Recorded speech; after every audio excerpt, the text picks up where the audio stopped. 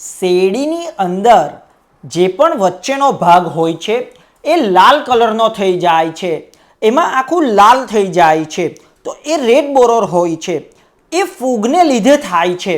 જો આપણે શેરડીની અંદર ફૂગની ટ્રીટમેન્ટ ન કરીશું તો આપ અહીં જોઈ શકો છો કે શેરડી પેર પર જવાનો સમય આવે છે, એક પેર યા બે પેર શેરડીની આવે છે, એ સમયે ત્યાં લાલ થઈ જાય છે, તો આ રેડ બોરર હોય છે.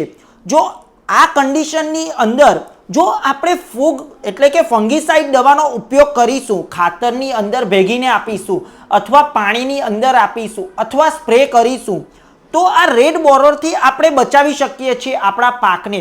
આ રેડ બોરરને લીધે આપણું શેરડીનું ઉત્પાદન ઓછું આવશે.